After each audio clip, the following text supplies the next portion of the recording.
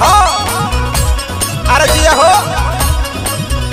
अरे क्या बात है सोनू तरह व्यास जी बनल रहा रत्नेश भैया संगीत के जोड़ा नहीं के।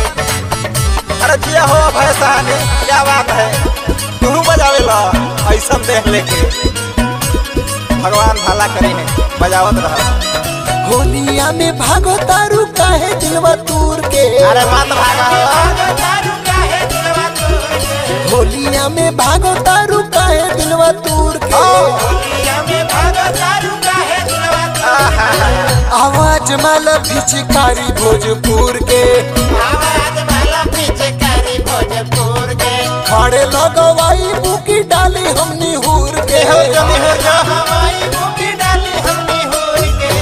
आवाज माला पिचकारी भोजपुर के। देखो फगुआ में बात जमी डाला जैसे कहता नी रंग लगावाला जवानी जिंदाबाद रहेगा। क्या बात जवानी जिंदाबाद रहेगा।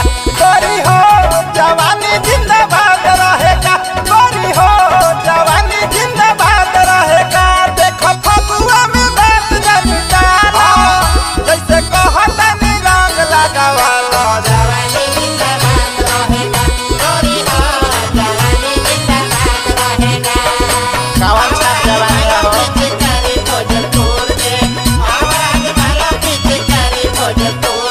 साल भर के परम में करना नखरा।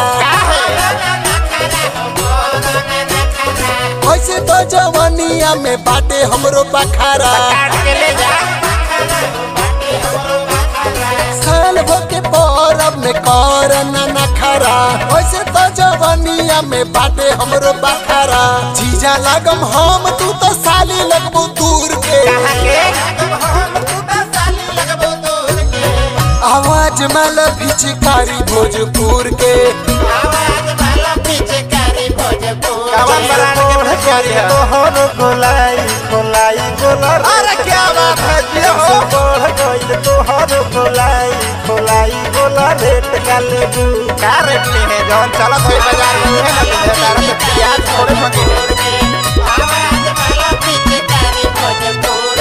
जो बना पर रंग मोलब गाल पे अबीरिया।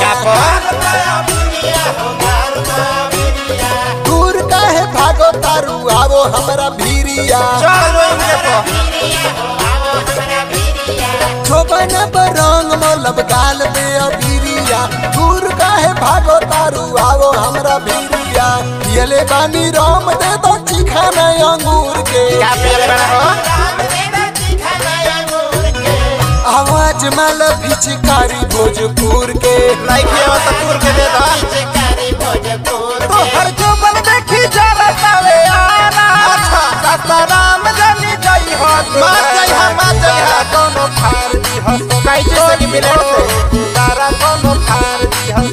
गोरी हो दोबारा कोनो फार दी हसन। गोरी हो दोबारा कोनो फार दी हसन। तो हर जो बन देखी जरा तावे आना। राम जानी जई हो दोबारा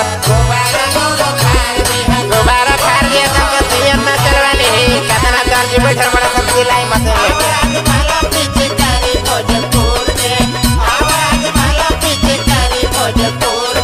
और से गिरे लगे दुआरा पे अगुआ। फलया दगार असो खेल के तू फगुआ। पर से तू गिरे लगे दुआरा पे अगुआ। फलया दगार असो खेल के तू फगुआ। काना सुधा करनियन पैबू ना बिछुड़ के। इंटरनेट पर सब कुछ मिलता है आजकल। आवाज माला पिचकारी भोजपुर के। होलिया में भागो तारू काहे दिलवा तूर के। आवाज माला पिचकारी भोजपुर के।